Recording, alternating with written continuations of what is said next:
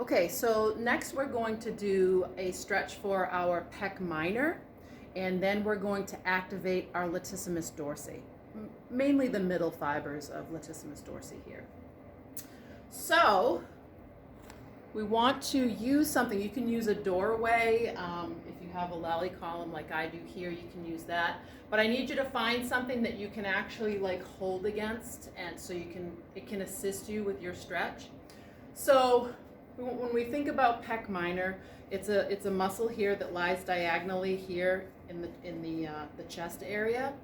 And what we want to do is we want to put it in its action. So its action is to depress the scapula and to protract. So this is retraction, we want to protract. So we want to do those two actions before we even move our arm out to find the stretch, okay? So let's practice. We want to find depression, so we want to drop down. So you're going to feel the scapula drop down. And then we want to protract. So push the arm out like you're pushing a wall away with your hand. Then keep that tension there, keep that action, and then bring your arm out. That way we're at the right angle, okay? And now what you can do is you can hold on, and then you can sort of turn in.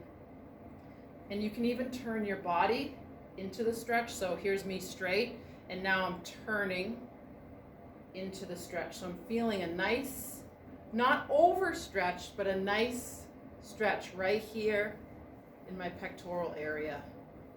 Okay, and that's what we want. Okay, so we want to hold that for about a count of 5. And then relax. You can shake it out a little bit, then go back in, depress, protract. Just keep that action first so we are at the right angle, because again, it runs at a diagonal, and you can see that my arm is at that angle right now.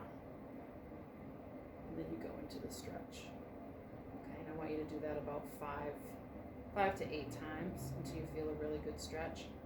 Those of you with really internally rotated shoulders, this may feel really uncomfortable at first because your shoulder is so used to being internally rotated, and now it's like, oh my goodness, what's happening?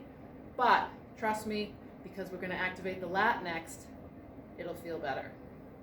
Okay, so we're here, stretching. Okay, so let's say that's number 8 in the stretch. Now we want to activate our lat.